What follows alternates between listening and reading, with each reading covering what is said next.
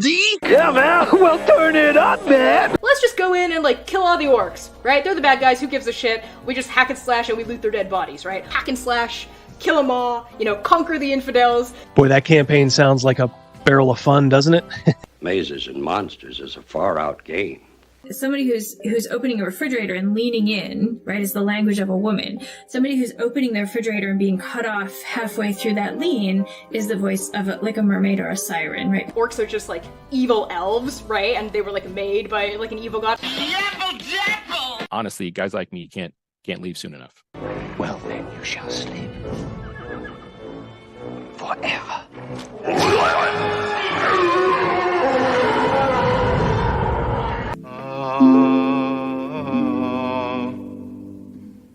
Bitter dregs.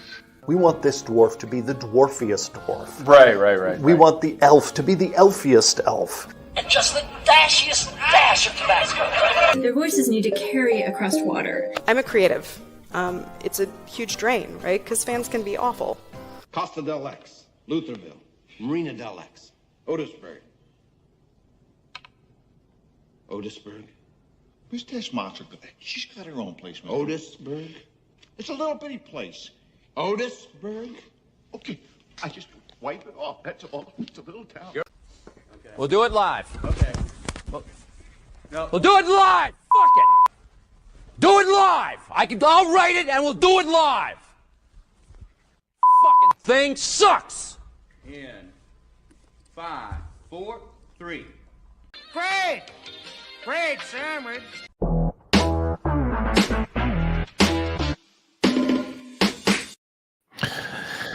Woohoo! How is everybody doing? What's up, Double D? What's up, Gavin? Hello, Crazymouse. Hello, Double D. Thank you guys so much for tuning in, by the way, to the premiere. I think at one point we topped out at like 27 million. Yeah, 27 million. 27, 28 people for to watch an hour long form video. That is impressive. So, Thank you.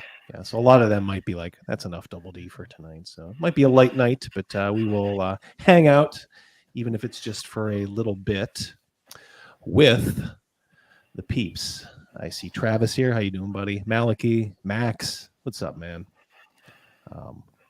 Cal, of course, our moderator, keeping the porn bots at bay. Jeff, how you doing? My intro triggers you. What part of... Oh, because of Connie. Because of DM Connie. Let's see. What did you guys think? Because this is actually the first time that Crazymouse and Gavin actually saw the final product. I had been editing it all week. We filmed a couple weeks ago. We filmed the raw watch, used a couple pieces of that, and then we filmed last week the studio segment. So what do you guys think? I think that it was a labor of love for you, and I think you did a great job. No, thank you. Get that mic more straight on you if you can. Yeah, I don't want anybody missing any of your wisdom, Crazymouse. And I'll say that, Gavin is a natural. Yeah, on the camera. Yeah. Don't be afraid to speak up over there, Gavin. I was just waiting for you guys. I didn't want to talk over you. Yeah, I didn't want to talk over you. I was waiting for you guys to stop talking. Yeah, no, what'd you think? Oh, the video was put together great, man. It was a terrifically, it was really well edited. Yeah. Oh, you get better with every video. Comments. We got Rogan. I'm not getting any comments. Oh, maybe I need to go. Rogan is in the Hey, house. what's up? What's up, Rogan? I got him now. Yeah, Rogan, if you want, I can send you a link. I don't know if you have a headset or anything. If you can come on in, you are more than welcome to. But yeah, so Gavin Morgan and I, it's just a little history. I've known him a little bit longer than Crazymouse. We met in, I think, 1982. And you guys got me. Yeah. I met Crazymouse in 96. you know, like a lot of the formative years I was with Gavin. But one show we always watched was like Siskel and Ebert.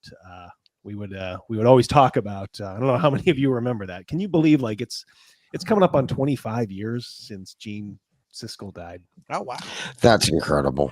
That's just incredible. Yeah, 25 years since that show disappeared. Well, it carried on, you know. Well, I know that, dude. I don't count the time with that.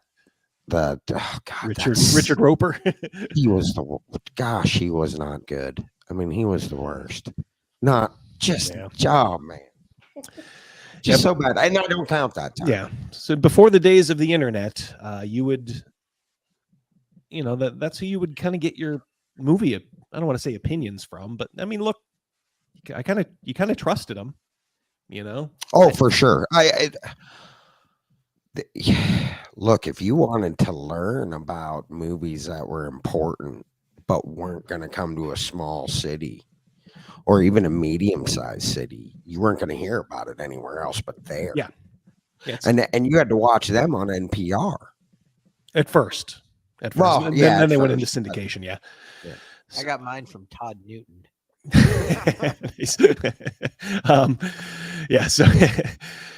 So we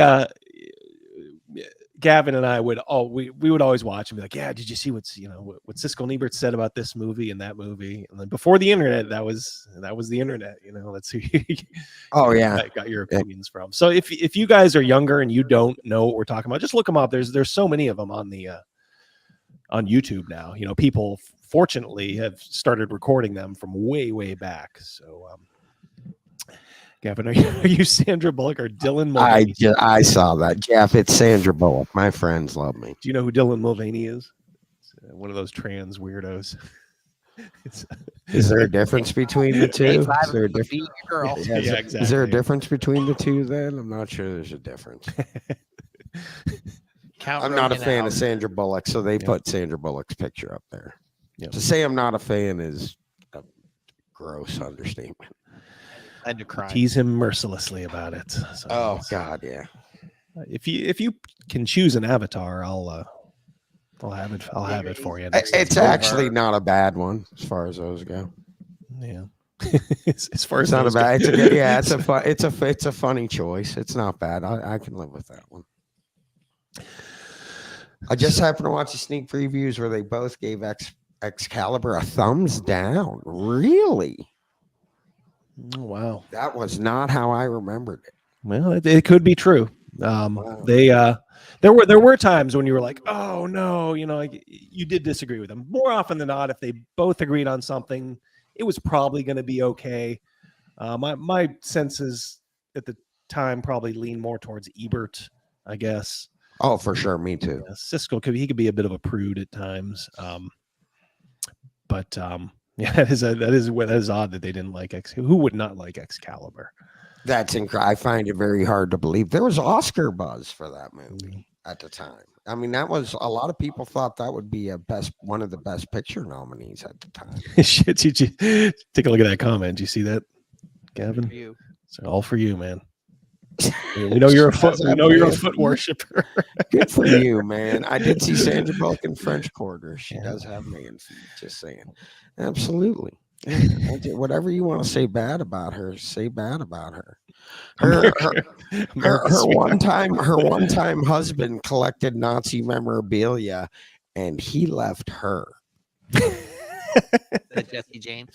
Yeah, that's the guy. Yeah, the biker guy. The one in the Brady Bunch episode. Oh, not that Jesse did. He was a mean, dirty killer. Yeah. By the way, I stole that joke from Family Guy before you guys start writing in. I did steal that joke from Family Guy.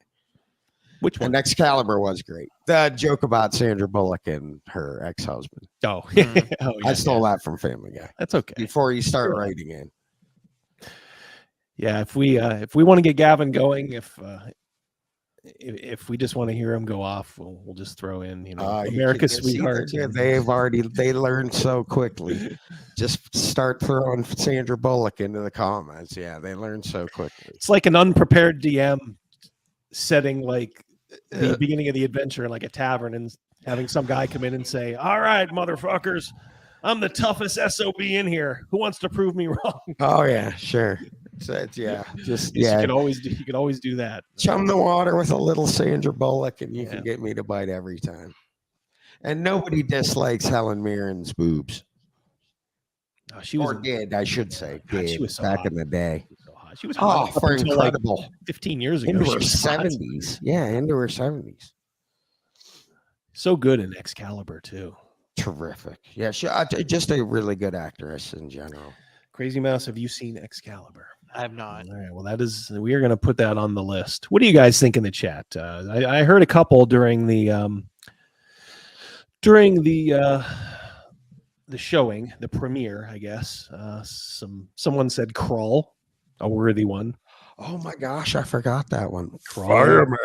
Dragon Slayer. Somebody said that. Dragon Slayer I thought of today. I was like, how did we not think of that when we were listing all those ones from the 80s? Dragon Slayer was one I thought of today. Flash Gordon. Flash. If you want to go futuristic, yeah, absolutely. Yeah, that is an awesome movie. I kind of thought of that too, Todd. Yeah, it's like it's more science fiction, but it's got a weird. Did he fight with a sword or no? Or no? Did he fight with a ray gun? It was like pirate like action, but with a ray gun. Yeah, I mean, look, it is still fertile ground for, and I'm not saying like, look, if it had a fantasy feel in many parts. It did, yeah, and I'm not saying these all have to be just fantasy movies, but I'd like to keep it in that sort of genre, or that sort of maybe even time period. I don't know. It just seemed like such a good, good time period. Flash Gordon, was right in this era, Oh yes, oh yeah. It is, I started to think there are a lot of fantasy movies in that period, and that like maybe from like 1979 to 1986. There was just there's a ton looking back on it now. Yeah, Ice Pirates 2, Hawk the yep. Slayer. Yeah, yep. There's Jim. Yeah, Rogan. If you saw towards the end, Gavin mentioned that Hawk the Slayer. That may be the next one we do. I don't know if it seemed like everybody kind of liked it. I don't know. I'm hoping. We certainly put a little effort into it. If you couldn't tell, if you're a fan of Red Letter Media, I kind of followed their playbook, because they have a winning formula, and I'm like, well, I've always secretly, sneakily kind of wanted to do like a sort of a movie review show. Like I said, we grew up on Siskel and Ebert, so and I think we had a pretty good time doing it. That was a lot of fun. Yeah. Oh yeah. Put our little spin on it. You don't have to reinvent the wheel. A couple guys, and somebody off camera chiming in every once in a while. You can kind of talk about these things, and everybody kind of relives them. I'm sure there were a lot of people who saw The Sword and the Sorcerer back in the day, and this probably was a nice trip down memory lane. And I know there was definitely a couple of people who had never seen it, kind of like you, Crazymouse. They were kind of like, all right, where do I watch this at? Yeah. And guys, if you do want to watch that, I believe it's on Tubi, and I think it's also on Pluto TV. They might be on demand on both. I watched Time Bandits just the other day, Travis. Oh, Time Bandits, yeah, that's a good. That was on just the other day. Funniest scene is the Robin Hood. When they're all lining up and guys punching him in the face. Is that absolutely have to do? The guys to translate. Yeah, he just says all that stuff, and then he's like, "Yeah, afraid so." I'm afraid so, sir. Oh, Time Bandits is a wonderful, wonderful. Great movie. Yeah, great movie. And I thought about that as it's once again a science fiction movie, but kind of not, with a lot of fantasy feel in it. Oh yeah, for sure. And my gosh, the guy who plays evil, that's David Warner. David Warner. Yeah. That's a tour de force performance. I mean, it is top rate. Slugs. He created slugs. Just a great performance there. And as far as like bad guys who are bosses, now he does shoot lightning bolts at some of the guys. But he sits there and like carries on a conversation with them as if they're like real people and stuff. Yeah, I didn't mind him. He doesn't torture them endlessly. Yeah, and he had a point about lasers and why are you wasting your time on slugs and everything. I got Yeah, Beastmaster, Tanya Roberts. She was, Terrific movie. I always appreciated Tanya Roberts back in the day, but I never kind of had the hots for her. I don't know if it was. I gotta confess, I'm more of a brunette guy. I like a good blonde every once in a while, but I've always been a little bit more of a brunette guy. Bleaker, Caveman with Ringo Starr is one of my favorite movies. Oh boy, yeah, and it really is. I had wormed your way into his into his good graces. Yeah, I like that movie. Legend, Labyrinth, absolutely. Yeah. Speaking of tour de forces, right there, Legend with Tim Curry. I mean, you remember, Todd? You brought, Crazymouse. You brought up Nancy. You brought up. What was I gonna say? I forget now. It'll come to you. But the Legend, or you brought up the Gladiator, the scene with the bird, where he says, Yes. "I'll be able to work with this guy," and you can see that in Legend. Is like the way he films Tim Curry. Like he knows that's the guy that's making this movie. I mean, you watch the parts with Tom Cruise, just Tom Cruise, the early parts, and it's flat. Tim Curry comes on. I mean, he shoots him perfectly. He lets him do his thing. I mean, it's just like what you mentioned with that Gladiator thing. You can tell he just loves Tim Curry in that movie. He looks terrifying. Gladiator to these guys off camera a while ago. It was Russell Crowe just talking about working with Ridley Scott. He just took Russell Crowe aside and he's like, I just want you to focus on this bird and then just watch it fly around and then bring your attention back to the battlefield. At the beginning? Yeah. And then Russell Crowe went and did that. Ridley Scott was like, yeah, I can work with this guy. Sure. Absolutely. Yeah. Nailed it. Gave me a horse I can ride. Yeah. Right. Yeah.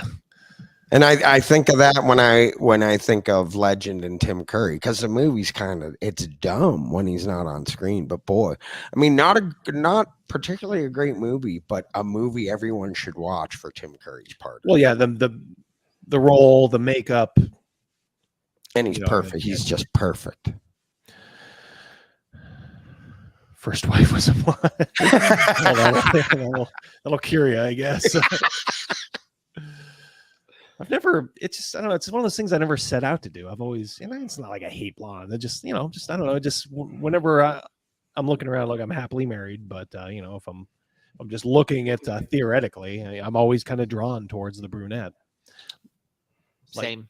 I mean, it like in the movie, like Elizabeth is hot, like Gavin was saying, but, if I guess you put a gun to my head, her and Alana, I guess I'm going with Alana. I don't know. Yeah. I don't know. I know your answer is a little. What about you, Crazymouse? Oh, I'm a brunette. Yeah. So me and you are fighting over Alana. Yeah. Gavin, you get Elizabeth. You just got to fight Captain Morgan. Yeah. Well, yeah. You can pull down his sweatpants. I never really, I never really cared one way or the other. Yeah, as far as hair color, it was never a deal breaker for me. Yeah, I liked Marianne. Yeah, I was. You know what's weird? I always said Marianne too, but the older I'm getting, when I watch repeats now, Ginger. I'm starting to think. Yeah, I mean, she is a redhead. Now. That's a totally different. And you know what? Yeah, I sort of have softened, to her. Yeah, I never hated Ginger. Yeah, I know what you mean. It's like which do you prefer? Yeah, Jason and the Argonauts, Voyages, those are fantastic. And I don't know if you saw Travis, you probably did because I think you were there most of the time. But Gavin Morgan said one of his formative movies, mine too, was Clash of the Titans. That kind of great Ray Harryhausen style stop motion animation. God, those are really, really good. Yeah, that's a terrific one. Really good story. The Hercules ones, a lot of them have sort of been ruined by Mystery Science Theater. A lot of them were ridiculous, but there are still some pretty good ones in there too. In that sort of 1950s, 60s. I guess they were called sword and sandal epics. A lot of them filmed over in Italy. You can find some good fertile ground there too. Oh my goodness, Surly Unicorn. Question is, Tangerine Dream or Jerry Goldsmith soundtrack, but that wasn't who did Legend soundtrack. Legend soundtrack was done by the lead singer of Yes and Vangelis, I think. Oh wow. Yeah, I know this because a girl I dated, it was like her favorite album ever. So I listen to it all the time. All right. Yeah, but it was I forget the name now, the lead singer of Yes, but it was that guy. He's got that real high voice. Yeah. And then Brian Ferry did the single that came out on MTV. I just picture from the movie The Breakup. Lose yourself. Wow, Travis, you met Ray Harryhausen. That is oh my heavens. You saw his mod. Holy shit. Wow. That is royalty there. Yeah, let us know how that was. Holy shit. Oh my heavens. What a master that guy was. Wow. Yeah, wow. What else do we got here? I was going to show you. I was going to get you guys angry. Do you guys want to get angry a little bit? Great Stuff by Limp Bizkit. Yeah. Patty's Parlor just checked out. Thank you, Patty. Love you, buddy. Patty, I did read your thing. It is bonkers. He sent me an adventure that he wrote. It is insane in a pretty good way. But holy smokes! What no Charlotte. I know the girls are not here. Shopping. Women be shopping. Yeah. Just like in that movie, The Nutty Professor, Dave Chappelle doing a stand-up. All right, so I'm going to show you this 70s Jane Seymour. I'm there. William Shatner's Twitter. All right, so somebody told him new Paramount Plus Star Trek graphic omits William Shatner's Captain Kirk. There you go. That's what they're doing to promote Star Trek these days. Why they take out Captain Kirk? Well, I don't think they like Bill. Bill can be a little opinionated online. Nothing crazy, but he just kind of speaks his mind. And they want to get representation. So here you have someone who's I love in the show. But her job was to say hailing frequencies open a couple times every other episode, maybe 2 out of every 3 episodes. And yet the guy who everybody wanted to be growing up, who watched Star Trek, is not here. You got Mikey Spock right in the middle from Star Trek Discovery, the show that everybody hates. Yeah, I know. I was gonna say the Ironcaster. Yeah, I noticed that, man. Look who the emblem is pointing right out. Mikey who? Mikey Burnham, I think is her name. But she's Spock's. Okay.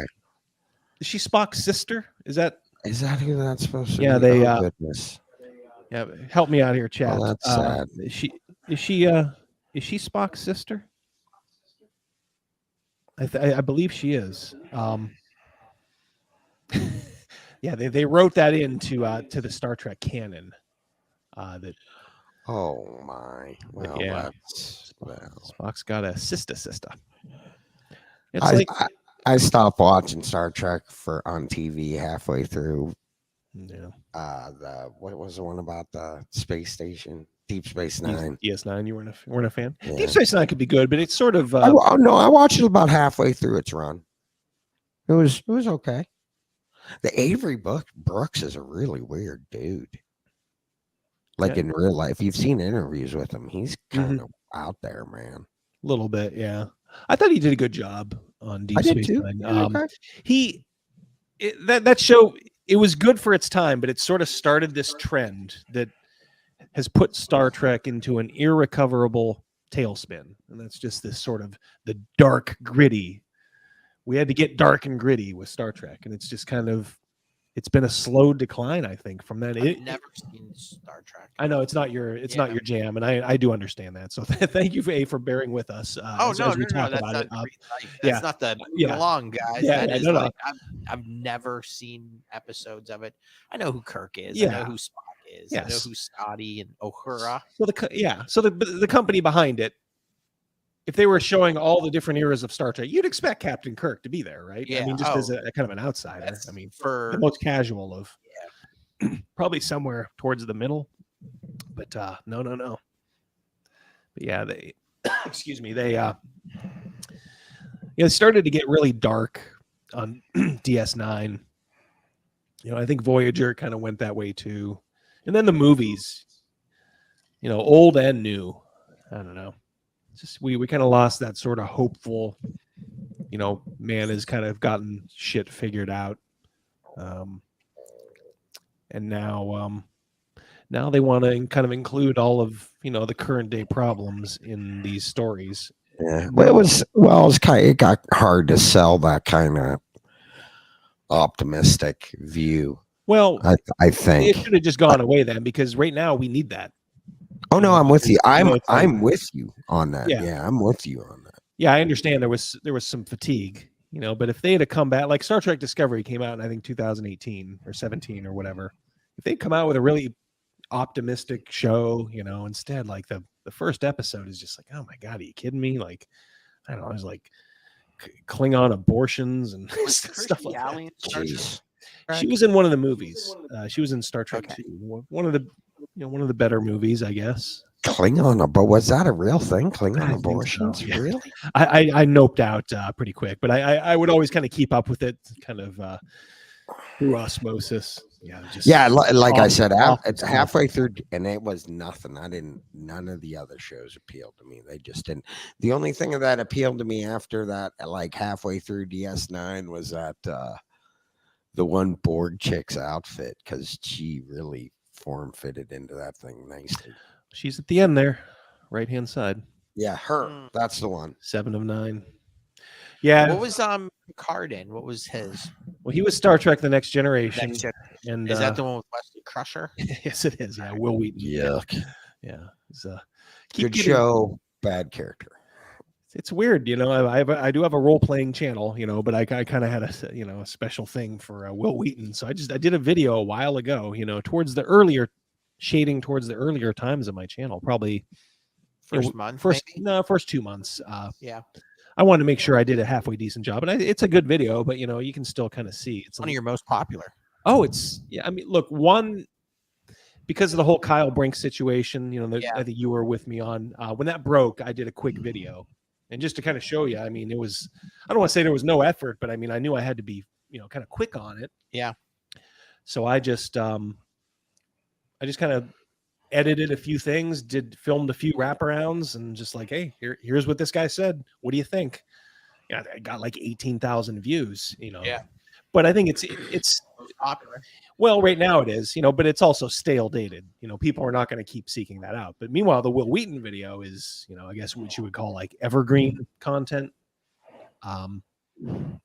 So anytime somebody's like looking about Will Wheaton and he's such a dumbass, people are always like, I guess, probably searching his name, and I keep seeing people say, hey, this video got recommended to me in the algorithm, and it's showing it's creeping up on that one video, and it'll overtake it. The statistics say it well. So right now, a Will Wheaton video is my biggest one. Cash cow. It's a Will's my guess. So I got to do a follow up at some point, but God. Invite him on. Oh, I could see him sitting right next to that Kyle Brank and just like nodding his head in like absolute agreement. Oh yeah, they're the birds of a feather. Yeah, I mean, he'd be like, "Oh yeah, white guys should be out of this too." Profoundly feminine men. There was one other thing I wanted to show you in that too. I'm going to go back to that just a sec here. There was a oh my God, somebody made a comment on this, and it drove me crazy. Driving me to drink. Well, he is a dick. Go figure. Yeah, no kidding, man. Yeah, until you find that the D&D YouTubers are getting invited to meet in person with Wizards of the Coast. All of a sudden, they love Wizards of the Coast again. And don't anybody be fooled. This is all just nonsense. I don't even know why they would go back and talk to them. They backed off that thing, but I mean, they showed what they truly want when they release that. They can't get it. They learned that, but that's what they want is Yep. to steal your stuff and make money off of it. That's what they want. Oh, here it is. Here's this guy, Oz Mills. Well, he looks like a real. He looks like a man's man. But freelance RPG writer, Star Trek Adventures. That might be like a Star Trek RPG thing. Yeah. All these other things too. So he was tweeting underneath that Paramount thing that omitted James Kirk, and he says it also omits literally hundreds of other characters, many of whom are captains. What's your point? This is a non-story. Are you kidding? You're eliminating the guy. Yeah, he's just, I guess, Jim Kirk. Jim Kirk is just another captain. Yeah. No. He is literally one of hundreds of other characters of no other importance. Yeah. He's important as the red shirt who gets killed by the, what was the vampire, salt vampire called? The Hortus or whatever. Yeah.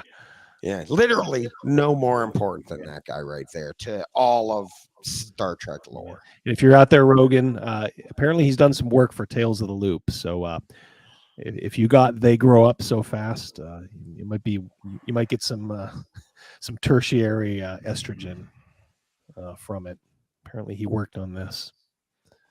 Well, he did something for Fallout too. I'm a big fan of Fallout, but these are the guys. I'm not a fan of this. Like, look at these are the guys writing now. I mean, when you pick up, what's the latest release for Star Trek, Adventures or Fallout, Dragon Raid, Warhammer?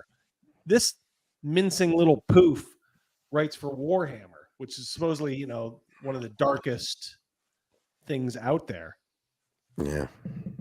Oz Mills, fuck you, Oz Mills, piece of shit. It's what worries me is Dungeons and Dragons got really popular, and when stuff gets really popular, like after that, it just seems to like disappear completely. I really hope that doesn't happen to Dungeons and Dragons. I hope it just shrinks back to what it used to be.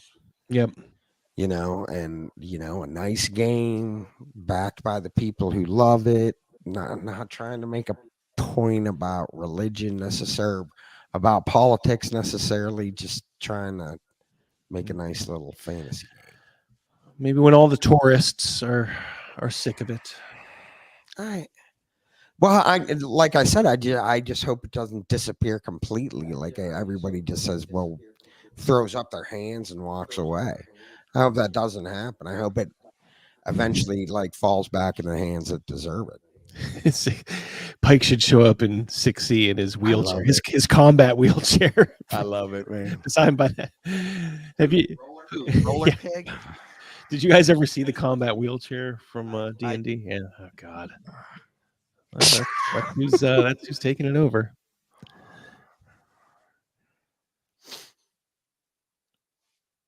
You'll get it.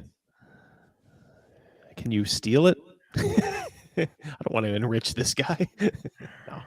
Do as you see fit, Rogan. Yeah, but that's who. Those are the folks who are writing for this. These low T Twitter warriors. Jimi Hendrix is in the house.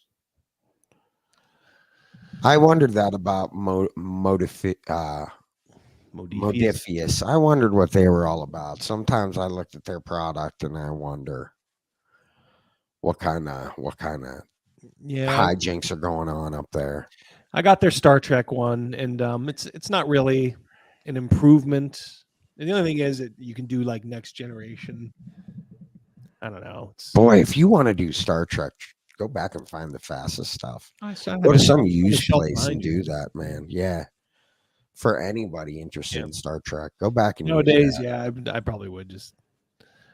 Why make things complicated? Red shirt, yellow shirt, blue shirt. Crazymouse. What are you? Are you a red shirt? There was a gold shirt too, wasn't there? Yeah. That's command. In the old one, gold was command, red was like ship security and ship services. Scotty. Yeah, it was security. It was a very broad umbrella. And blue is sciences. Yeah, science and medical. Or science. Or damn it, Jim. Yeah, Let's see, what else do we have here? I have a video from Bob the World Builder. If we want to, apparently he got a apparently he got a email from Wizards of the Coast. Can you believe it? So he was one of the ones who did one of the Kyle Brink interviews. He just released a video today saying, "OMG, these guys contacted me." So do you guys want to break it down? It's not that long at all. It's like 10 minutes. So let us maybe we can look at that real quick and see what one of the shills for Wizards of the Coast is doing.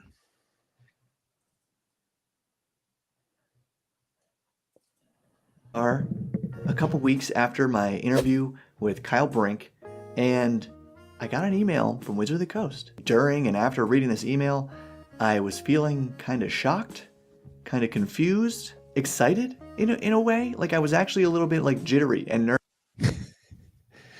These guys.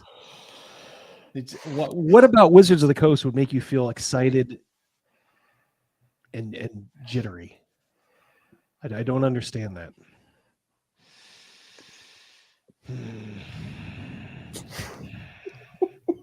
What do you think of this guy, Gavin? Well, like I said, you just said, what about? Well, look at who you're talking to, man. Look at who you're talking about. I mean, just look at the guy.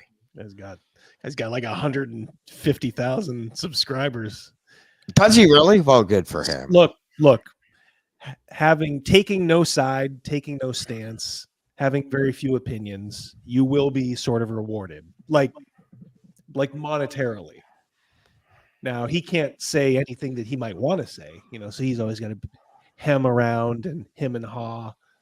And gee golly willikers, boy, Wizards of the Coast, they're not such good guys where I can say fuck Wizards of the Coast, bunch of cocksuckers. Yeah, and I can just be like, haha, and my 1,600 almost strong warriors, they nod their heads in approval. Now, I'm not getting paid what he's getting paid, at least not yet. But I like the freedom, wouldn't you? Oh yeah.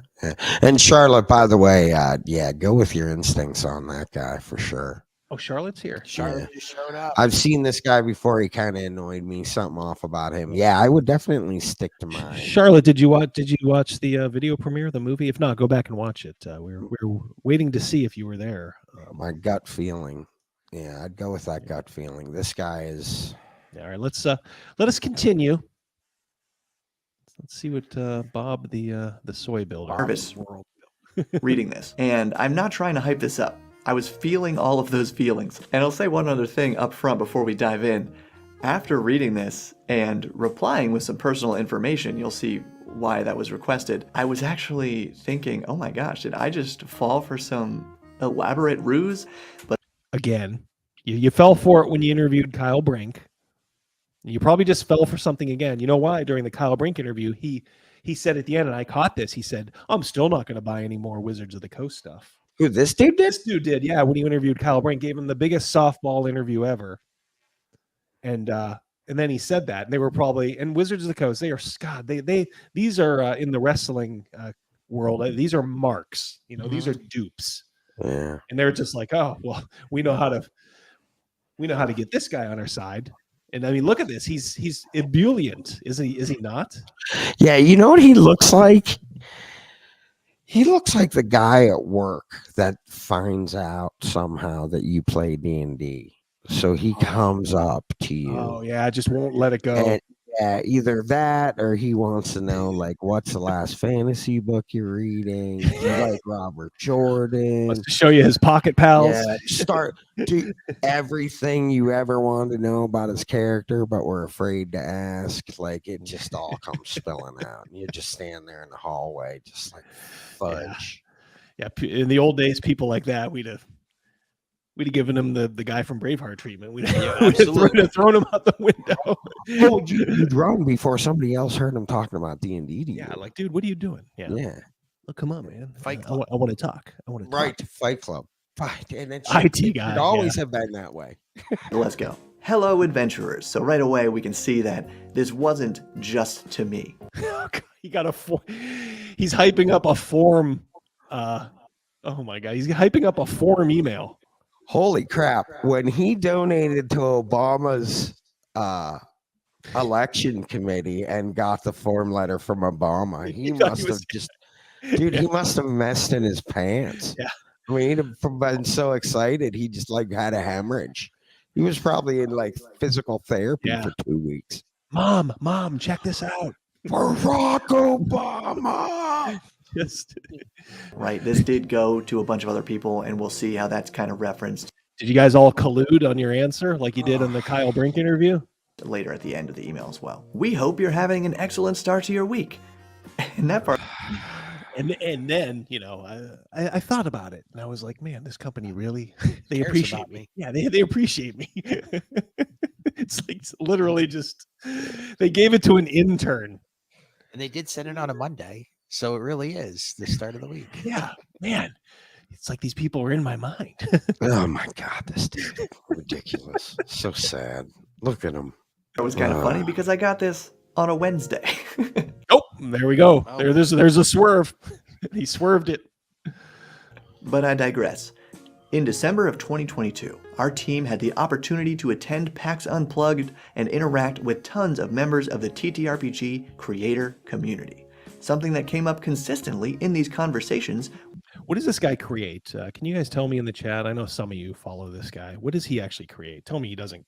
Feelings of anger. Yeah. Clogs in his basement or in his bathroom sink from all that hair. Yeah. Feelings of inadequacy. Was a desire from you, the community we serve, to have more chances to see Wizard staff in person. And this is so true. It's kind of funny almost that they reference PAX Unplugged because I'm hearing about this more recently in, for example, the interviews with Kyle Brink when I brought it up. I know Ted from Nerd Immersion brought it up and really dwelt on that point. I've even heard Professor DM from Dungeon Craft talk about this, how Wizards of the Coast used to go to conventions and they just stopped doing it. Maybe they don't, make up. It is true. They stopped going to Gen Con. Like, Right. When Yes. just let somebody else sell their stuff. Up in merchandise sales, That's for what their costs are for sending a bunch of team members to them. So I can see that, and I can see how Wizards has been in a position for a long time where they didn't need that, little bit of a pony show or whatever you want to call it. But really, those conventions are about exactly what they're referencing here. It's about connecting with the community they serve, right? And serve might be a strong word. They make cool books and we play games, but it means a lot to a lot of people, and it means more when they have the chance to see these people face to face and interact with them. And I'll say that if I sound a little callous there or something, it's because I've never been to a con. My first con that I was going to go to was in 2020, and then some things happened, and that. All these guys are like Ginny D. I mean, God, these people. Hey, look, this is who all the people that are invading. You can't leave fast enough, guy. Yeah, all the people that are kind of on board with that. These are kind of who they gravitate to. So it kind of follows, doesn't it, that this is the kind of personality that they would gravitate to. I mean, why has he never been to a con? Hey, dude, there's cons everywhere. Where does this guy live? And he's got 150,000 followers about RPGs. He's never been to a con. Well, he probably just started playing like 3 years ago. Like Well, half of these mofos. Hey, Dork, you could get a. I mean, if you really have 150,000 followers, you'd probably get a table there. Ginny D really released a short, and she's like, "Are your players or are your characters, player characters bored? Here's something you can do. Have a festival, have like games." And it's like all the stuff that I banged on like in my initial like journeys to the Radiant Citadel. There were like the first like 6 adventures in that shitty book. It was revolved around some stupid festival or like some set of games or something. And I'm like, at first I'm like, what the fuck is this? But then I realized it's very much kind of like a millennial, maybe Gen Z thing. Like life is just a never-ending fucking game for these people. It's a melting pot. Everyone meets here. Yeah. Oh, come on, we'll have fun. It's like, wait, what are we playing here? It's like here's this dingbat. Well, all right, so not a dingbat. Sorry, shouldn't have said that.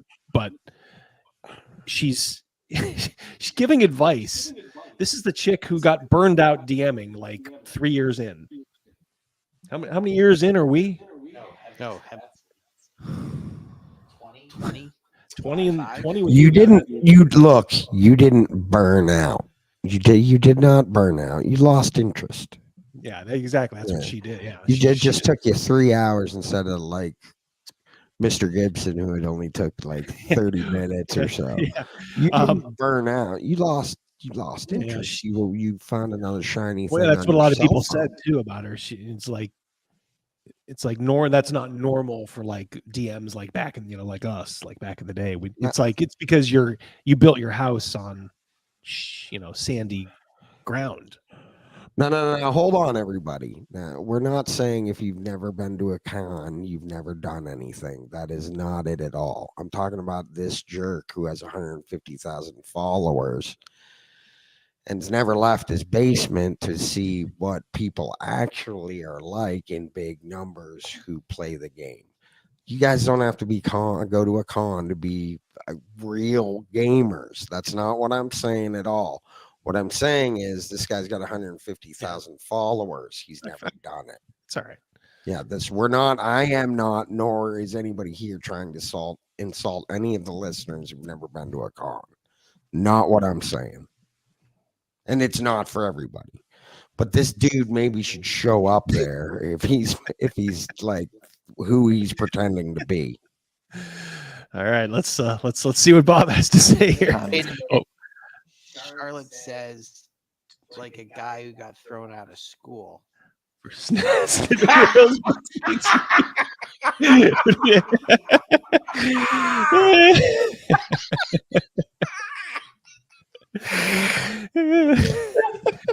Yeah, that's why we want you here. So this is that was We'll see terrific. here in a second. Have more chances to see Wizard staff in person, more chances to provide feedback on how our team can improve the experience of making D&D content, and more chances to see what's next for D&D. Pretty interesting, right? So maybe they're asking me how to make the next D&D. How could I not buy their books now? How could I not give them shill reviews? In charge of 8E.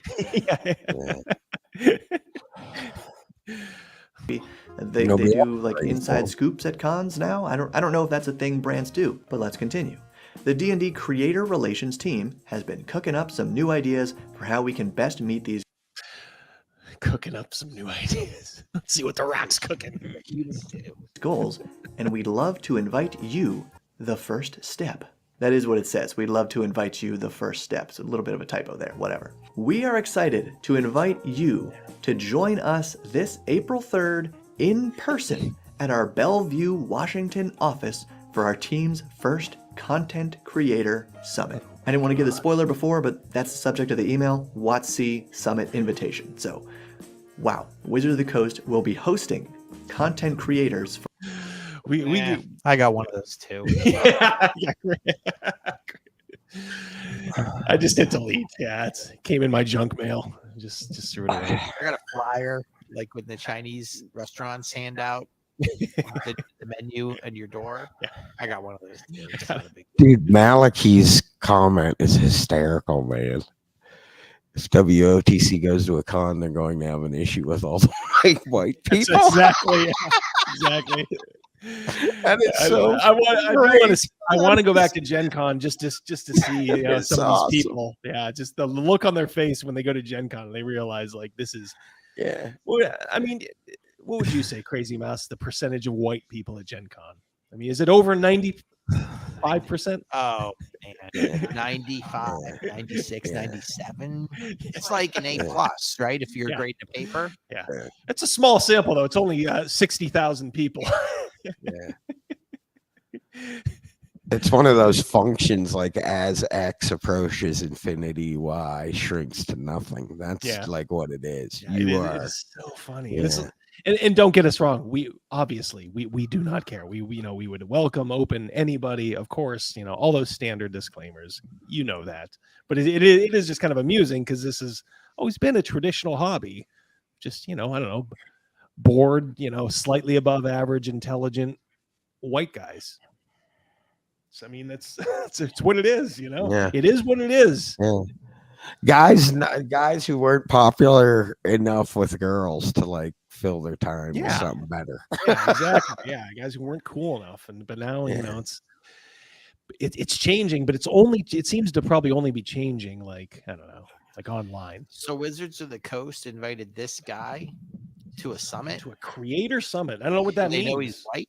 Oh yeah, well they know who he is. He's their mark. For some kind of meetup at the Wizards of the Coast office in. Oh, I'm gonna get a buffet. They're gonna put me up at the Ramada Inn. What kind of hotel accommodations do you think they're gonna give this guy? None. Not good. None. Yeah, you're responsible for your own. That would be the funniest thing. Like, You're responsible. Yeah, for you get lunch. You get lunch. Yeah. Hey, if you can get here, if you can get here, listen. Yeah. Pay your own freight, pay your lodging, and we'll give you a Jimmy John's box lunch. Yeah, right. Yeah, right. Yeah. Washington State. What? And they invited me? What? I hope you could. All right, so you're working at Wizards of the Coast. You're like, how do we get this guy back in our corner? They're watching this video. What do you think they're doing? Do you think they're just got their hands here and they're just laughing like mightily? Yeah, they won him over pretty cheap, man. The price of a stamp. Yeah. You know, that's how that's literally they won won him over with the price of a stamp. Yeah. I mean, that's a form letter to that guy. And look at him smiling like he looks like he just won like $500 on a scratch off, doesn't he? Playing my scratchers today. Smiling like he's got Kyle Brink's head in his lap. Like the butcher's dog. He's just can't get enough. He sent me this letter. It's unbelievable. Can you believe it? Yeah. I mean, me and several others. He sent it to us. That is See why I didn't even really believe this at first. This sounds super weird. And honestly, as exciting as all this is, that's part of what makes this so internally conflicting. Lost in the mail. It's great that they want to go back to cons. It's great that they want to invite content creators to their office and meet a bunch of them. That's super exciting. But the fact that it had to come on the tails of all the crap we just went through, the fact that they needed such a huge wake-up call. God, is he going to redeem himself and say no? I honestly don't know. I have not watched this. I saw he did this video and I watched the first 1 minute and I'm like, all right, yeah, well, I'll take a chance on this. So I honestly don't know what his answer is. No spoilers in the chat, please. Honestly, at this point, probably hundreds, if not thousands of people saying they're never going to support D&D again. It's a little heavy, right? It's a little heavy. So this is really the second connection I've ever had with Wizards of the Coast. It's crazy. Like, they never even sent me one of those weird packs of merchandise that they released to blow past that stuff and being like, we are opening our doors and want you to walk on in, Bob. That feels super weird. So what is this event? It will be a chance to see some of what our teams have been working on, including the D&D VTT and the D&D rules update. What?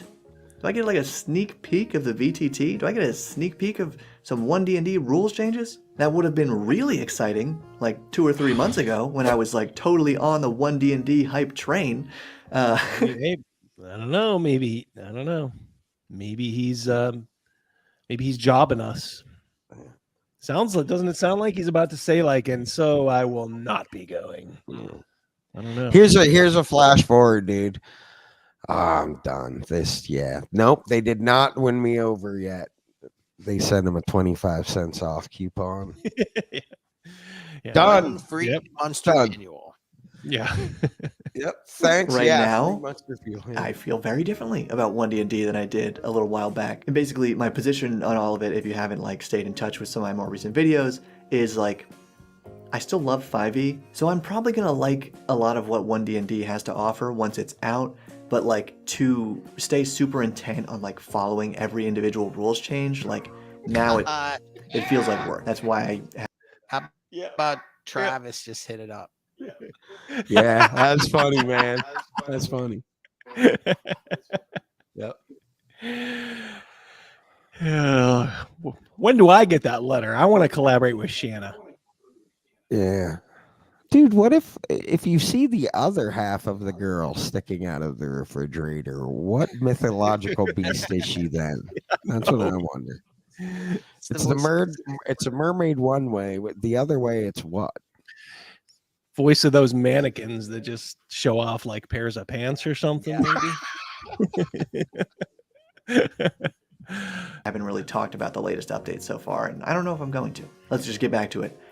Opportunity to ask questions, give feedback, and connect with members of our studio and content teams. And that part just feels really cool. We know those terrible decisions. He's hedging his bets here. He's like Hamlet. You know, he's like all excited, and then he's like, but you know, there was that thing. Doing a Christopher Lowell. Came from higher up. Even if it was in Wizards of the Coast, it came from higher up. To meet with some of the designers, like if I get to meet Jeremy Crawford or Chris Perkins or even like, so like there's this guy on Twitter, I don't know if I feel like naming him right now, excellent DMs Guild creator, now works at Wizards of the Coast, and I got to like watch that rise like in his career. It would be so cool just to meet that guy in person. It's Justice Armin. It's Justice Armin. He's a cool guy. He's super funny on Twitter. You should follow him. And along those lines. Is he as funny as me? Do you think? I'm thinking about who else do I get to meet? You're a little slow on that one. My God, this dude is swimming in my wake. This dude just looks as happy as can be. He's like ecstatic. I think he's going. He looks like he's hedging, but I don't know. He looks a little happy in his face. Who else is on the guest list? Hannibal Lecter. I'd like to have like one of those body language experts, like along with us here, like just stop it and like at various points, like, all right, see here, he really wants to go, but he knows better. This is a content creator summit. Do I get to meet Matt Colville? He's like one of the people who got me GM. He's working on his own game, you doofus. I hope not. Then why do you think he's?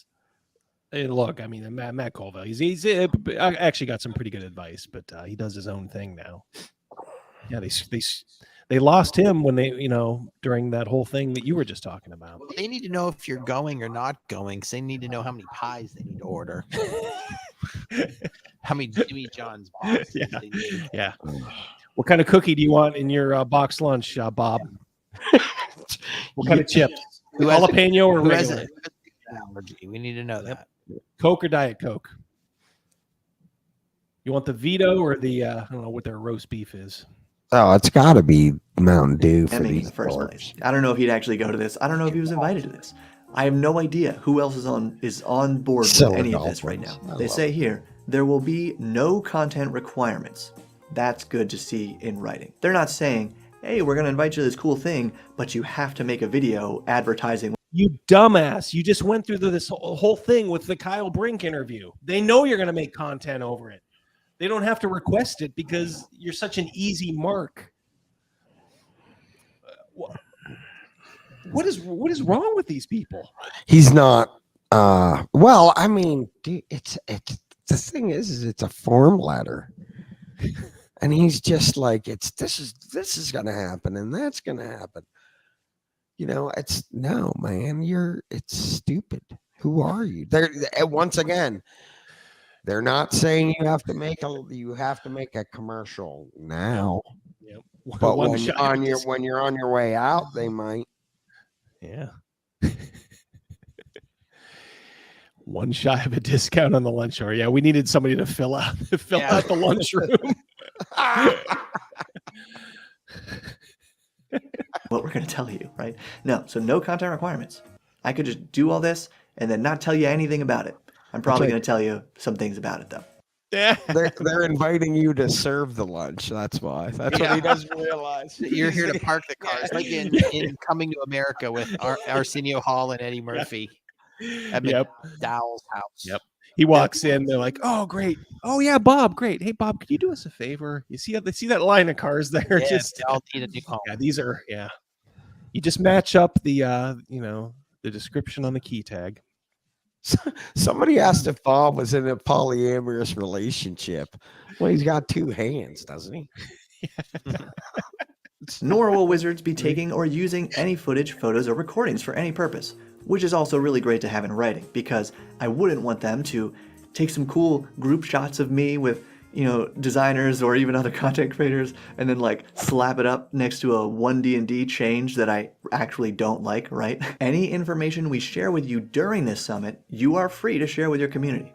So this also tells me that anything they're going to show us, tell us about the VTT, the rules, whatever, it's stuff that they're probably about to reveal in a couple weeks after the event, of course. I'd prefer to just like enjoy the experience as a real person rather than behind a lens. Maybe I'll probably try to do a mix of both, I guess. He is going. Sounds like it. Oh, Yeah, of course tipped you his are. hand. Yeah, in case you guys were Chad, in case you guys were waiting with bated breath, it looks like they hooked Bob. You know what I think he's thinking? He's like, maybe they'll invite Ginny. All these guys are like, oh, maybe Ginny Is that will the be there. pink-haired girl? Yeah. Maybe she'll wear one of her cosplay outfits and, you know, bend low or something. They can sneak a peek at her. Yeah, exactly. Yeah, for sure. Let me know in the comments. What do you think? Record everything, record nothing, and talk about it later. Something in between. Please tell me. Oh, And dude, you're gonna additionally, record. We our all team know it. will cover your travel, lodging, and per diem costs for this event. Ooh, travel, lodging, and a per diem. Holy moly! Yeah.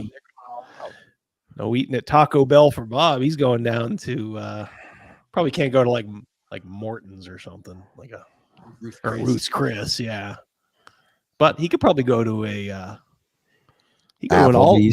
Applebee's Olive Garden. Yeah, he could hit the OG, right? Good for you, man. WOTC must be making some money if they can hook people up with like per diems and bus tickets and whatnot. Yeah. They didn't say how to travel. It could be a bus. Yeah. Great. It's like, oh, when's my flight? Well, your flight is at Union Station. Yeah, you'll be on the 15-hour bus straight through to Tacoma. And that's super great because, frankly, this is all the way across the country for me. I probably wouldn't be able to go if they weren't going to cover that. And now, of course, I'm sure some people watching this are like, Bob, are you a freaking dumb guy? Because obviously... It's 150,000 subscribers there. However many he has. It's a pre-made video, too. You didn't want to edit that out, huh? Okay. I mean, hey, if it's live, you know, hey, it's live. They just want to wine and dine you over there and get you back.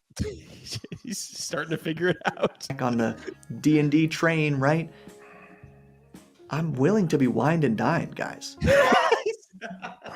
Oh my god! I am for sale. I am for sale. Yeah. Apparently so. Yeah, apparently so. You know, you might call this an olive branch. You might call it a Trojan horse. Whatever it is, it does look really good on the surface, and I'm really honored to be invited. We'll finish up this email first. What if he? We're expecting this like per diem, all this stuff. What if he just lives like across town? You know, what if like the travel is like a taxi ride? He must be East Coast. I'll give him that. He probably has no reason to lie about that. Yeah. Okay. I still like the idea of him having to go on a cross-country bus trip. Yeah. Well, you're gonna have to start. Unlike everybody else, you're gonna have to start like 2 days earlier, Bob. Because this is gonna be a long, sweaty bus trip. going right through the deep south, like. Yeah. Where are they putting you up? Well, we got this trailer. Yeah.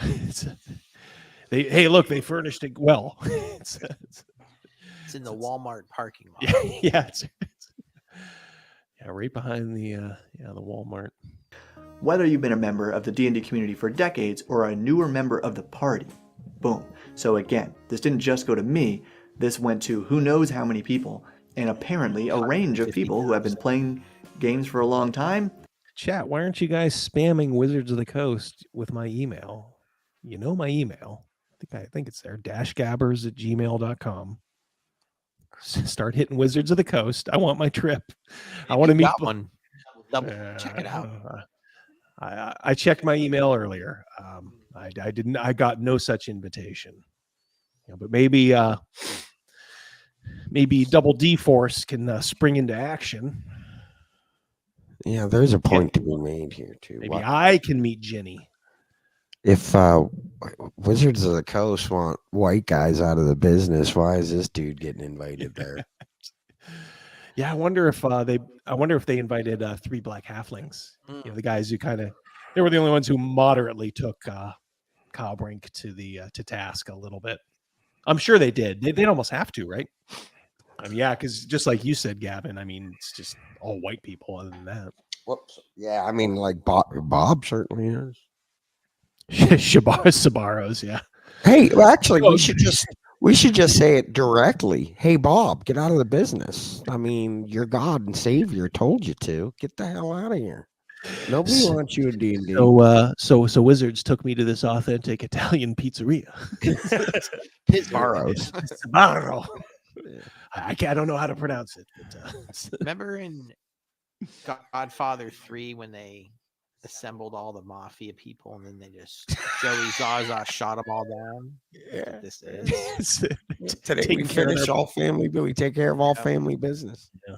And that's Double D. You didn't get an invite because you're too small. Like they invited all the people with 150K subscribers. Well, yeah, maybe for this, but if you remember the Kyle Brink interview, some of those guys were smaller than me. That real low T guy, that Mastering Dungeons guy who said, it's a complicated world. You don't have to answer things. He has like half the subscribers I do. Well, maybe he just got in like Rocky Balboa got to fight Apollo just by luck of the draw. Yeah, maybe that's how he got it. Exactly. Yeah, this guy pulled out of a hat, literally. Yeah. No, the Wizards of the Coast. Let's give them credit. They choose their marks well. This is a big company, Hasbro. I mean, this is Hasbro. Let's remember that. So somebody at Hasbro came down to Wizards and said, "Hey, I see you guys are having a little trouble here with all the bullshit that you stepped in. We're here to clean it up. We've identified these 5 marks on YouTube, and this is what you're going to do. Shut the fuck up and listen. Boom, boom, boom, boom, boom. Okay? A guy in a $700 suit came down to say that. Oh, sure. And those rubes were probably like, we better listen to this guy because we fucked this up big time. Yeah. What's his name in Glenn Ross? They sent an Alec Baldwin. Alec Baldwin. Yeah, they sent an Alec Baldwin. I'm from Mitch and the leads are weak. Leads are weak. You're weak, Jeremy Crawford. I'm from Mitch and Murray up at Hasbro. Yeah. What were the leads? The leads in the ribbon. What were those called? Oh God, now I can't remember. These are the Glenn Ross leads. These are the leads. You don't get them because you aren't worthy. Yes. Put that coffee down, Perkins. Coffee is for closers. Coffee is for closers. Yeah. Put that 20-sided dice down. Or who just got into it last couple of years. Who knows? We are excited beyond belief to welcome you into our home. That sounds really nice, right? Nice. Always be closing. That sounds really nice, right? Come on. This guy is like, my wife is always saying like, I don't like watching, guys like this. She's like, my sex drive dissipates when I see guys like this. Yeah. Maybe Charlotte can back that up. I'm sure she would. Gives you the girls' version of a hard off. Yeah. Yeah, when you see this kind of guy out there.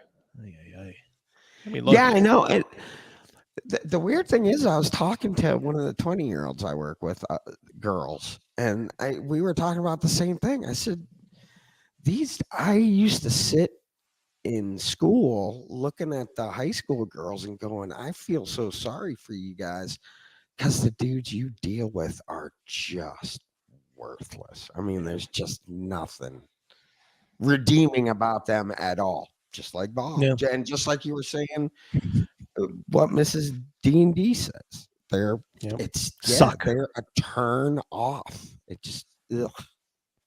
Yep. It's a ferret, yeah.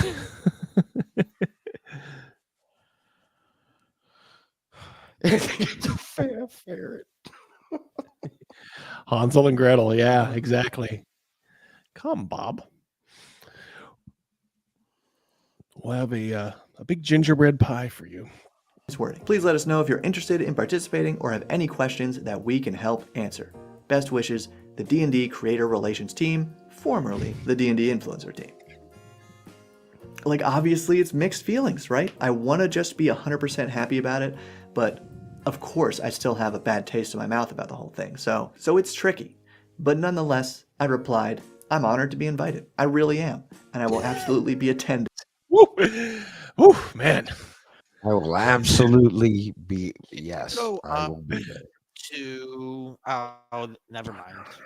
I was thinking that it would be in the video. For some reason, I was thinking we were actually looking at the actual email. Oh, yeah, So no. he replied, what was the time frame of when he got it? Yeah, did to he when do it like, yeah. 2 seconds? Yeah, we'll ask Chad to do off to the side on your other device, see what the actual time frame was.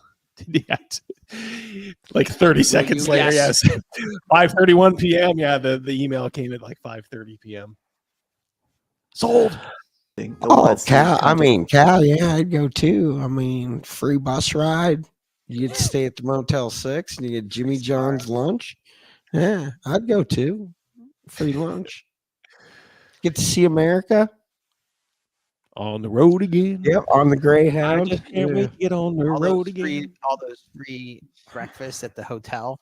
Dashers get those. Yeah, I love sneaking into hotels and getting a free breakfast. Crazymouse has a little thing where he when he makes a delivery to a hotel. Oh, I blend right in, go right through the buffet line. Just walk in like you are a guest, and I send you pictures of the breakfasts that I sneak.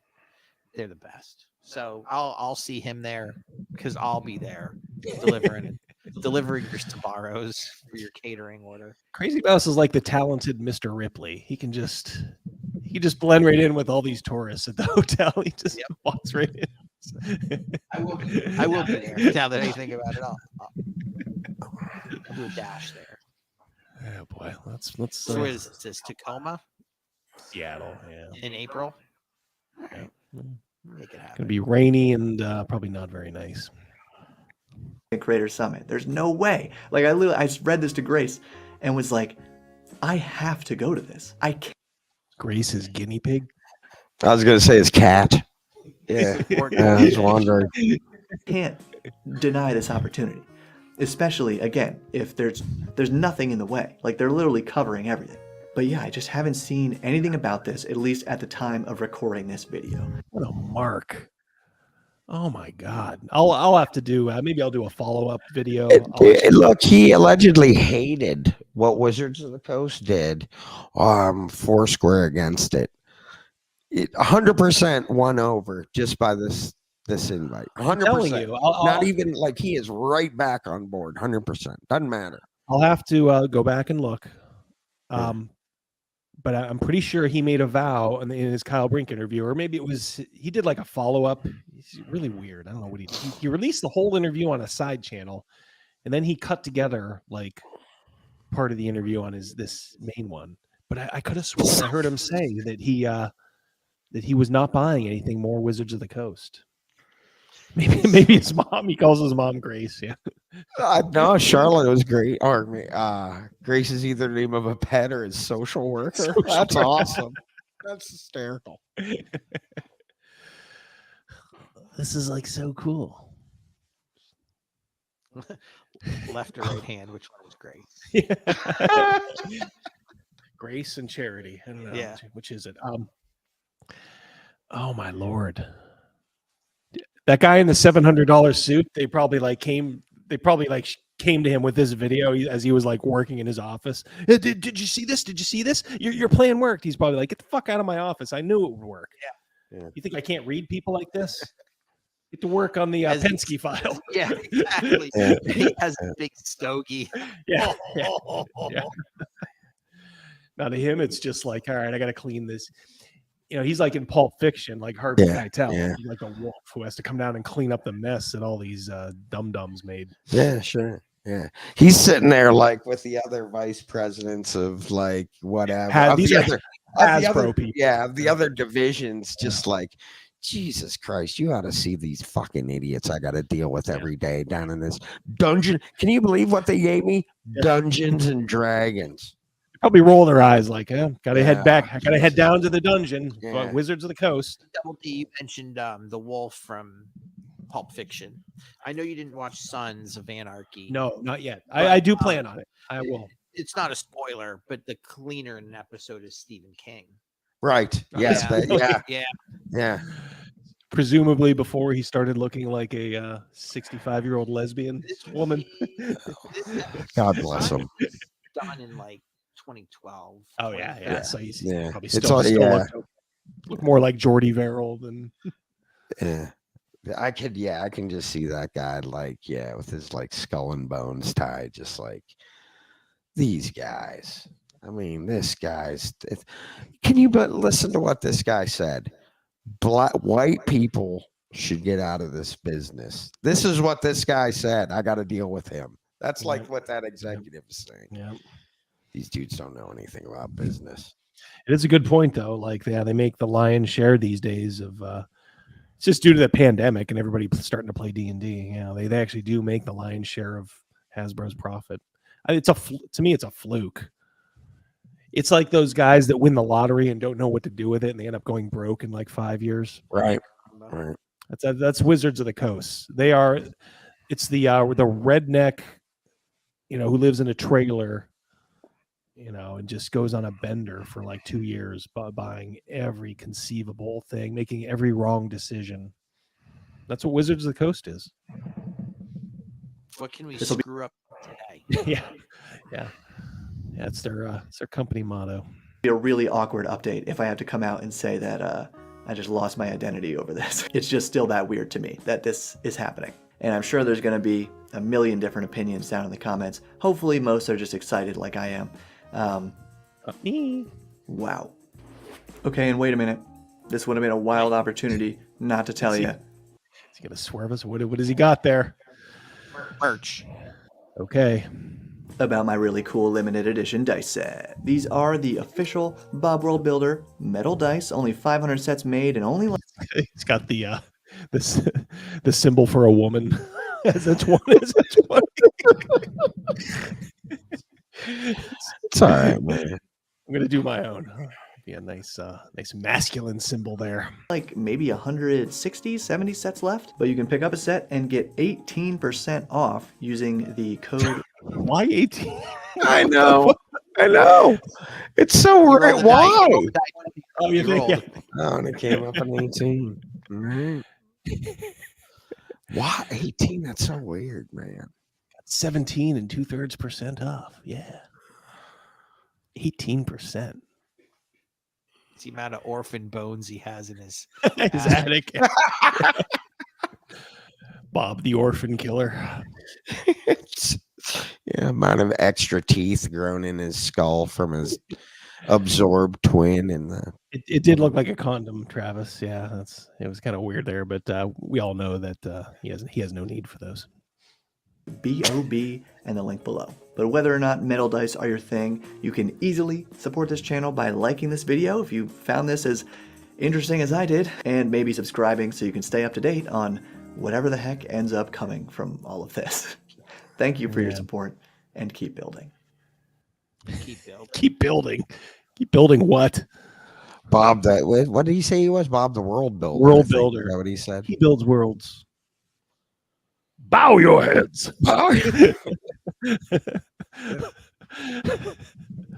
Bow yourself to Bob. Drink him in, ladies. Charlotte. Gosh, look at him. Bob is not based. No, really? I couldn't tell. Wow. Yeah, it didn't take much to win him over. Of course, you can't let him go. He's got 150,000 followers. Hope he They're all feels- from his multiple personalities. How many does he have? That was a guess. He has over 100. He's got quite a few. Good for him. I think the 18 is he needs a constant reminder that that's the age of consent. Exactly.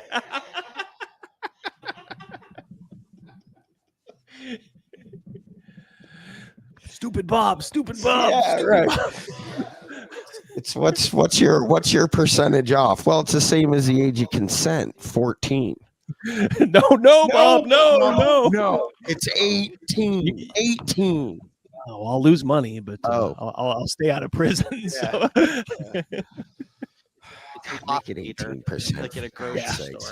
Yeah, that 4% is going to keep me out of jail. So I got to do it. Yeah. Yeah.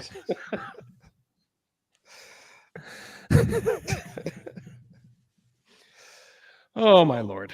What else do we have here? Into the Borderlands. Okay. Yeah. We also have Shadow Dark. Let me see here. Get rid of Bob. Bob, you must go. I'm sorry. I have to remove you now, Bob. Oh yeah. Goodbye, Bob. Everybody's gaga over Shadow Dark. I'd be remiss if I didn't cover that a little bit. What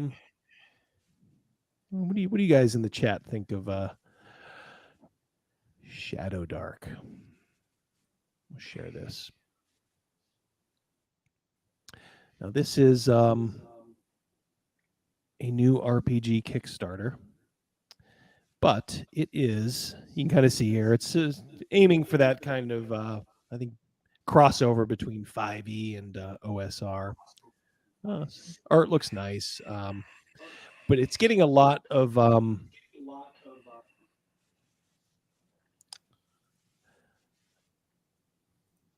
coverage because of who is making it. That is this chick. I think her name's Kelsey. Young lady. The floor is yours. Yeah, she is she the designer? She is, yeah. Yeah, she made it, yeah. I see. And she got into a little spat with Pundit, who kind of helped my channel. She did one thing. She wants to sing reviewed. She wants to get word out, and boy, has it got out. She got like 700,000 for that thing. But she did, I guess, pay. There's one like YouTuber who demands payment to go over. Essentially, you're getting a paid review. Gotcha. But but I think she was under the impression look, everybody understands that this is paid. And she says I didn't do it for anybody else. But I think RPG Pundit kind of accused her of doing that, and she kind of fought back, and she's like, no. But then I was kind of asking, and I was kind of impressed because she didn't take any of the low roads. She just said, no, that's not true. She didn't say, you white misogynist, POS. So I asked on Twitter, I'm like, hey, what's the deal with this Kelsey girl? I said, is this Shadow Dark thing going to be woke? And pretty much everybody's like, nah, it's not. Just seems to be an honest effort. So I don't know. Nothing we'll use probably at our table, but sometimes I just like to support folks like this.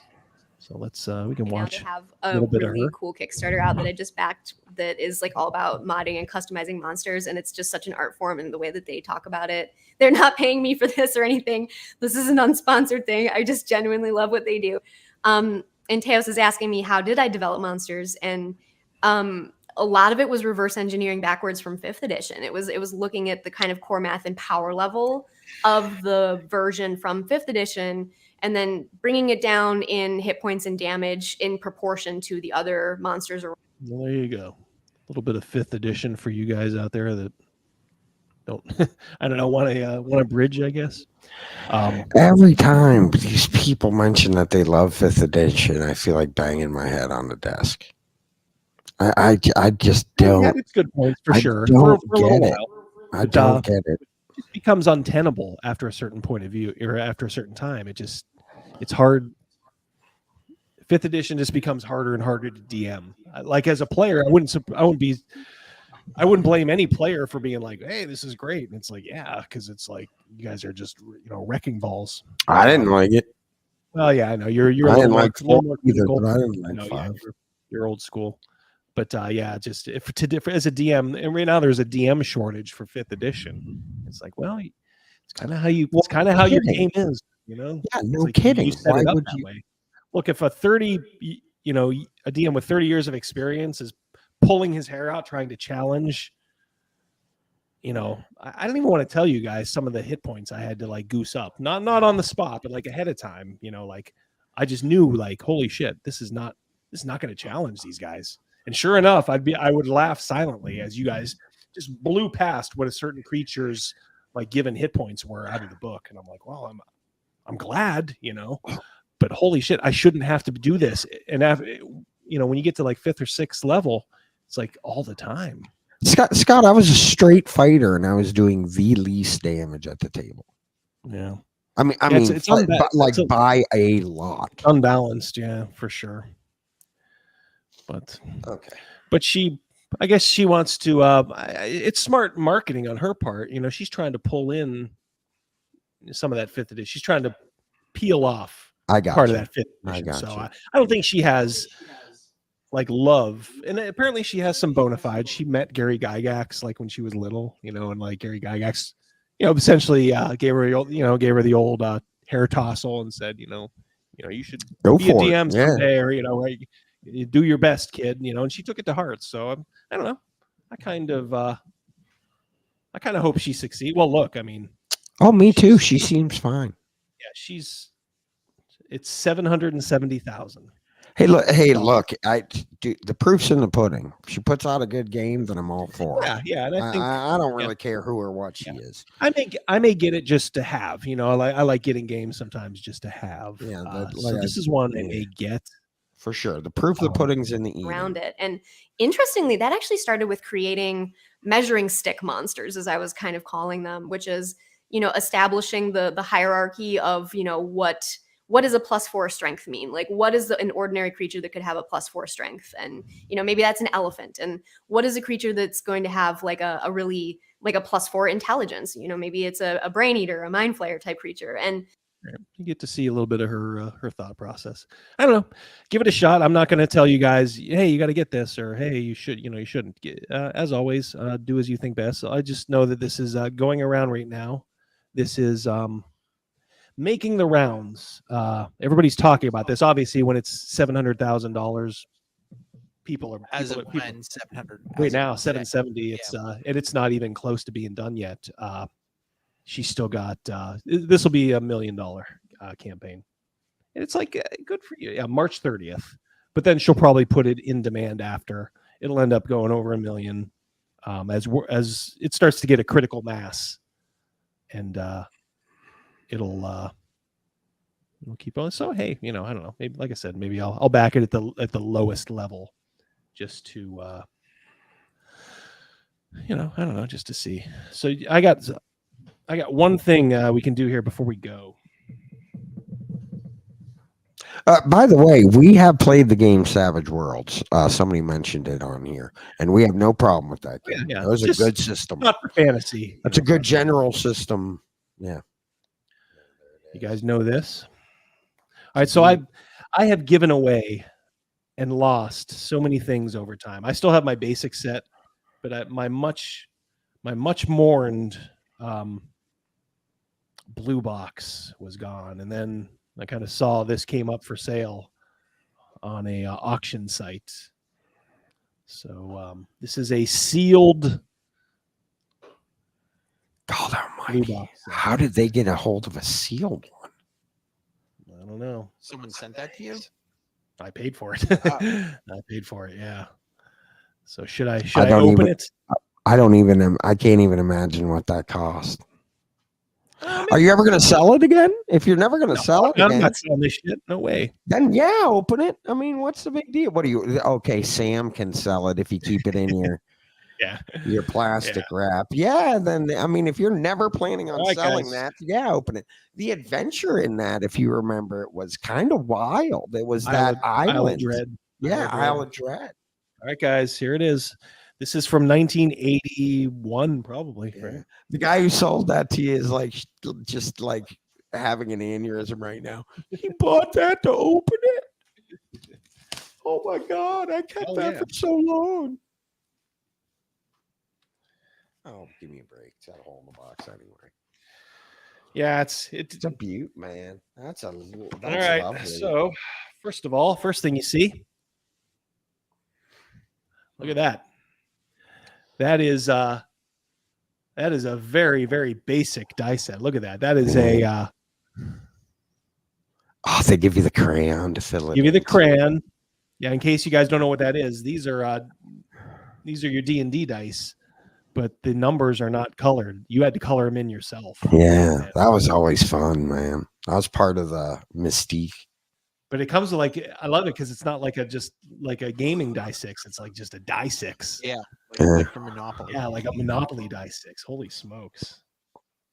And those will, if you use them, those will round off nicely over time. Those edges will shave right off. Yep. From you. Yeah, we have a couple of those. I got 2 blue ones.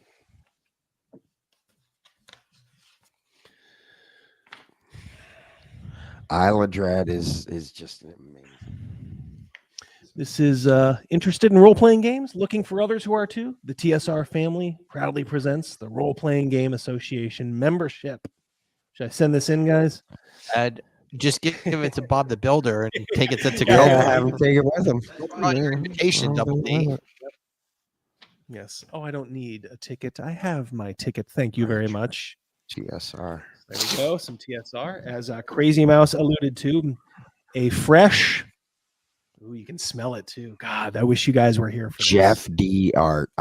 Jeff D. I love Jeff D so much. I thought his art was great. Yeah, Greg, I think, uses Jeff D. Gosh, how old would he be now? He's still doing art. I mean, I would think he was 113. Yeah. He was pretty young. Not that old, but I mean, he was older than us, and that's an old set. There you go. Little Isle of Dread for you. There were dinosaurs in that one. Right on the cover, right? Yeah. That's wow, man. Cool. It's just like so crisp. Literally never opened. That's neat. And look what I'm doing this for you guys. Do it for Johnny, man. Do it for Johnny. So that's the other thing too, is like if you go to that OSR, you could just play all these, man. Yeah, oh yeah, it's easy to convert. Yeah, I mean, and gosh, if you haven't played the originals, by all means, they're the best. There it is. Expert rules. Boom. Go. What What does it say? Age 10 and up. Mm-hmm. 10 and up. Look at that. Never opened. Till now, I have defiled this. Back then, like they thought a 10-year-old could handle that game. Like we could. And we could, yeah. People 10-year-olds nowadays? Yeah. Well, nobody would expect them to be able to. They wouldn't expect them to be able to. Oh, jeez. Look at that. Holes punched already for your trapper keeper. Yeah, they had the pre-hole drilled. I remember it's like I have these memories of like going through this. I used to love the blue book even more than the red book, just because it's like, oh man, this is expert. Yeah. So I remember like some of these little pieces of art too, like throughout. You know, just the little almost like sketches. The Duchy of Caramicos. Yeah. Oh, look at that. That's gotta blow your skirt up, right? Oh, for sure. Yeah. Oh, yeah, that one. I remember that one. Mm-hmm. Yep. Yeah.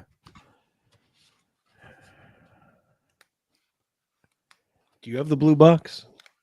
I had it. I'm it's long gone by now. Long gone.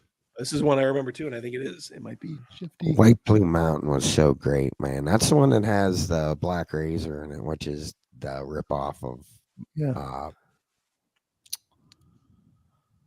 Elric's sword. This one I remember. Stormbringer. The guy bending down talking to the halflings. I remember that. Yeah. Yeah, distinctly. Jeff D, he's like a better artist than that one comic book guy you guys always talk about, who does the over too much muscle and the weird feet all the time. Oh, Rob Liefeld, yeah. Yeah, I mean, Jeff D was writing for D&D, and he could draw circles around that guy. This is the monster I remember most. It's the Spectre. I always remember that artwork. I always thought it kind of looked like a pumpkin. Yeah, oh I yeah, see that. Yep. Mm-hmm. Oh man, so cool. Boy, that was so long ago. How awesome.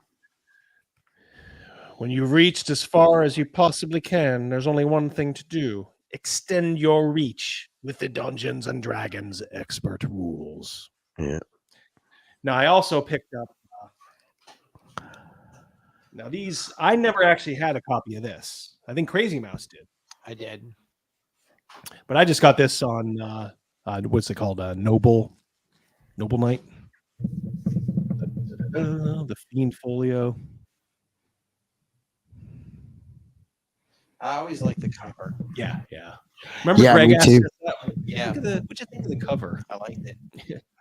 Yeah, it's a cool one. I also have the address and the name of the person who owned this book. They live on Morrow Circle, somewhere in Michigan. I'm not going to dox them, and I have their phone number too. Give them a jankle. Oh my!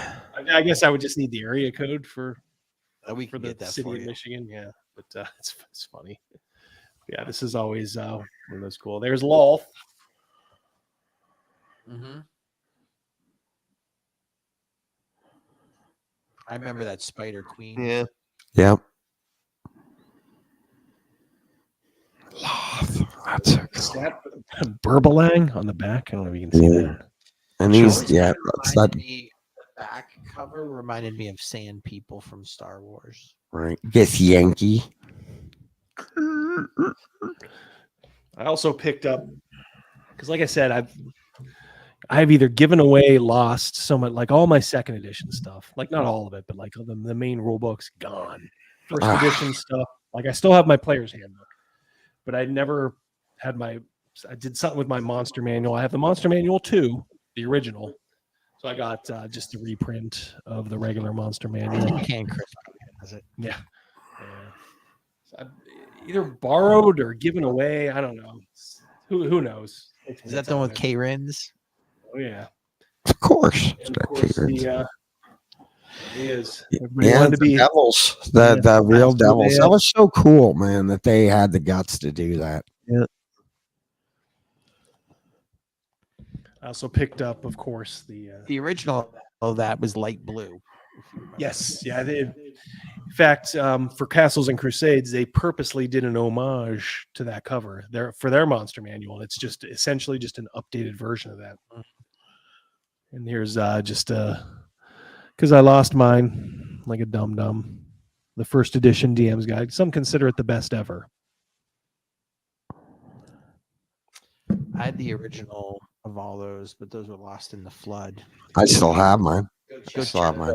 Previous videos, you'll hear all about flood. Yeah, the great Crazymouse flood of. Yeah, and that was the one with the Cthulhu and Nuhan that got flooded. The deities and demigods of Crazymouse. Yeah. It is the one with Cthulhu and Nuhan in it. All right. Well, we've had these guys for a while. Some of them were here for the movie. I hope you guys like that. It seemed like we got it pretty good. Once it got going, like I said, we had about 30 people there, about the same number here. So I'm hoping that that movie, the RPG cinema will kind of take off. Well, it doesn't have to take off. It just kind of has to keep performing. So I hope YouTube keeps recommending it, kind of like that Will Wheaton video I did.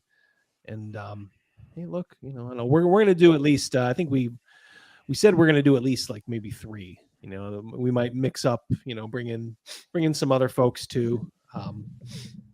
Get some other opinions. We'll see. Pew Pew's a movie buff. Yeah, we have a member of our group who is a legit bad movie connoisseur. I'm sure he has more than a few that none of us have heard of, but he has. I'll see your Night Rangers and all. Yeah. Look at this one. Crazy. Swords and loincloths from 1983, made in Italy. For the young Jim J. Bullock. Yeah.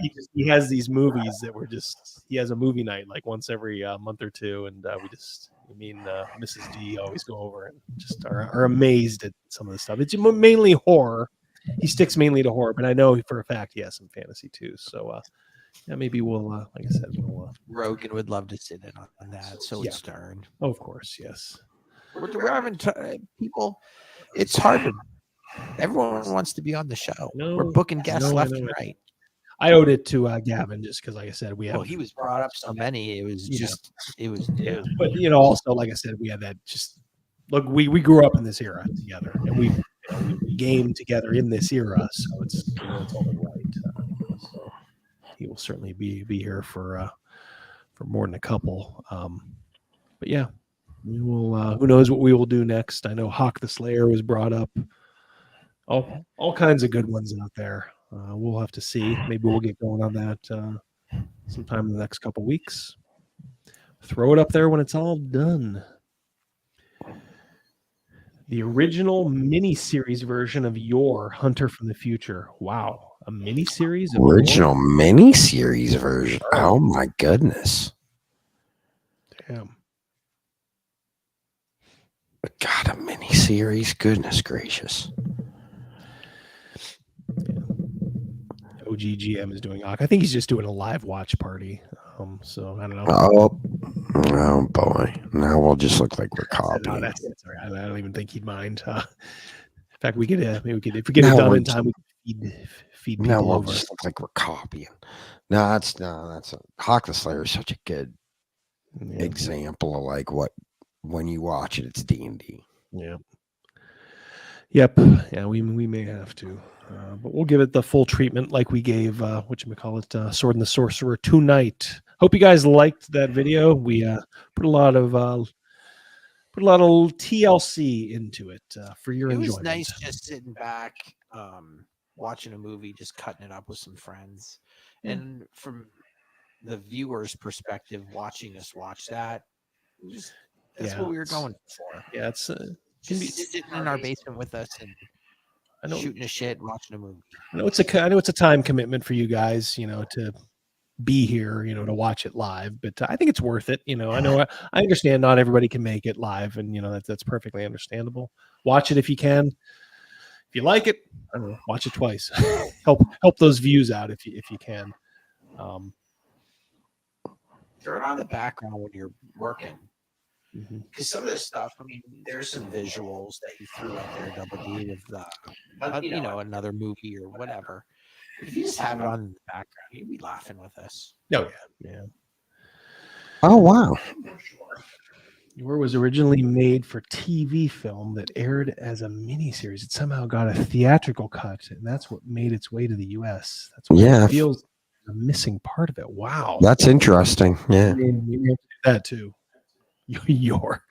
See some Reb Brown, Slab Bulkhead, the 50 other names they gave him.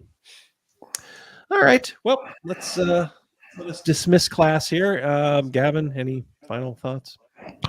No, I don't. But I want to thank you for everybody for listening. And Travis, I want to tell you this too. I'm looking forward to the live play too when it happens. Yes, yeah, we will. That's my next. There's some technical. You guys have to understand too. It's this is in my basement, and there are some technical hurdles.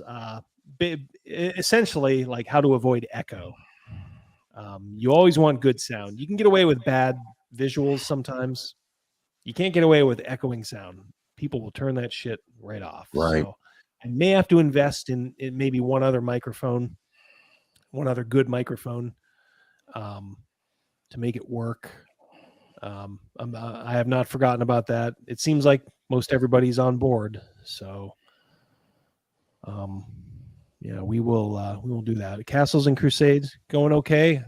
Things took a weird turn as our group decided to go to war against the Thieves Guild of the Imperial City of Anyer, and yeah, I feel like we're in an episode of John Wick. It was, yeah. Somebody brought that up, and I'm like, I started thinking back, like, yeah, they tussled with some Thieves Guild members. The Thieves Guild played it cool, you know. They even kind of like spoke on the PC's behalf when one of them was going to be led away, like, no, let him go. And then as the player characters were walking around the city, it was just like, I pictured like the music from like Escape from New York, you know, like when he's like, yeah, as like, you know, three thieves are watching them at all time. You know, they turn the corner, one runs ahead. You know, there's always eyes on them. They were getting real wigged out. But then they wanted to go. They had to go. My wife's character. They need to go sanctify a temple on an island, and so like, all right, maybe this is a good thing to get out of town for a couple of days, let things cool off. Now, unfortunately, though, Crazymouse has a sort of notable character in the world, and as he was on the ship, you know, there were people on the dock, including members of the Thieves Guild, and taunting him. Yeah, what did they taunt Crazymouse with? My unborn child, my pregnant wife. Yeah, that's right. Yeah, one of them was dressed up in a crude black wig and some sort of a melon or something under. And the Thieves Guild, the one Thieves Guild guy said, "Oh, don't worry, we'll take good care of her." That's where we cut it off. That's where we cut it off. All right. Today's Wednesday, to be continued on Friday. Continued Friday, yeah. So yeah, these guys. I think it's dawning on them that this is not a good position to be in, but we'll see how they handle it. They're pros, so we'll either go down fighting or they'll find a way out of it. Right? All right. Crazymouse, anything left? No, thanks everybody. Thanks everybody. You guys, thank you so much. I love you all. I love most of you. Charlotte, I love you. Yeah. We'll have a diversity con. We'll meet all you guys. All right. You guys take care. Have a great rest of the night. We will talk soon. I'll be back with a video or another live stream or something like that. So have a great rest of the night. Thanks again for watching the movie video. And remember to share it around if you liked it. If you legit liked it, you know, go ahead and share it around. Take care. Thanks, Cal, of course, as always, for monitoring the chat for us. And everybody else for showing up in force, as always. Take care. And we'll talk soon. Goodbye. All right. Tell you what, I will lead you guys out. How's that? I'll lead you out.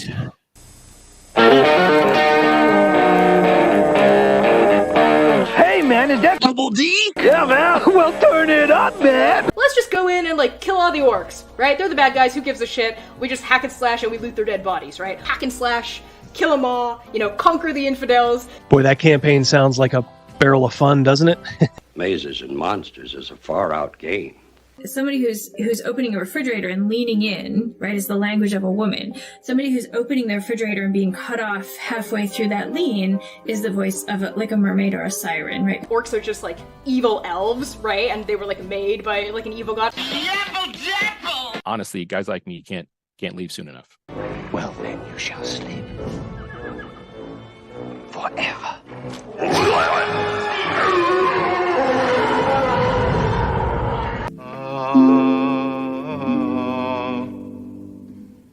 Bitter dregs. We want this dwarf to be the dwarfiest dwarf. Right. We want the elf to be the elfiest elf. And just the dashiest dash of Tabasco. Their voices need to carry across water. I'm a creative. It's a huge drain, right? Because fans can be awful. Costa del X, Lutherville, Marina del X, Otisbury. Otisburg. Where's this monster? She's got her own place, man. Otisburg. It's a little bitty place. Otisburg. Okay, I just wipe it off. That's all. It's a little town. We'll do it live. Okay. We'll do it live. Fuck it. Do it live. I'll write it and we'll do it live. Fucking thing sucks. In 5, 4, 3. Great sandwich.